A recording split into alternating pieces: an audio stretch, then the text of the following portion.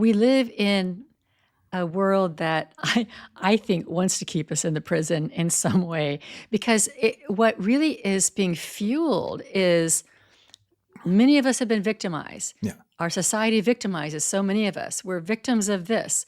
We're victims of this social situation or that social situation. And that's the way it is. And we need to correct the whole social situation Mhm. in order to help these people over here, help these people over here. And like, is that true?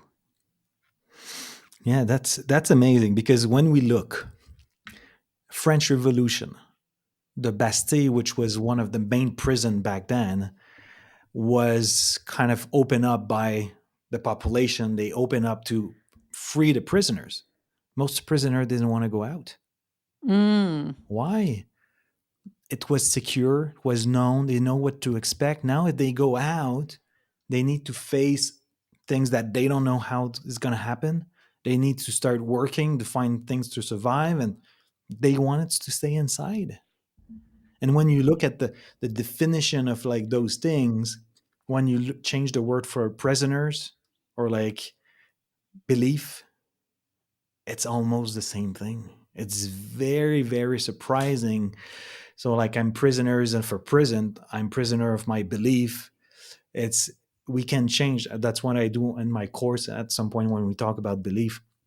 And I bring this analogy and I bring the definition. I just change one words, which like belief, prisoners, and those things, and they're like, it's the phrase exactly stands the same way.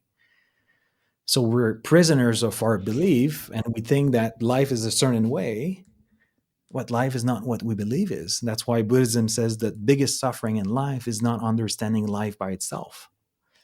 And the Hinduists were saying, Maya, we live in an illusion. And now quantum physics says we live in the matrix, we live in an illusion, we live in a simulation, and so on. So we're starting to see that those things were already said for thousands of years, but we started to understand the saying of those things, and now it makes more sense.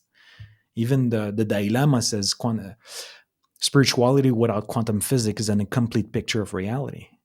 Mm. So we understand part of it, and he knows a lot about it. And he did groups many, many years ago. He was inviting quantum physicists and so on to have debate and try to understand the link between spirituality and quantum physics. And for him, it was wow. So we need to have both to really understand what we're living now.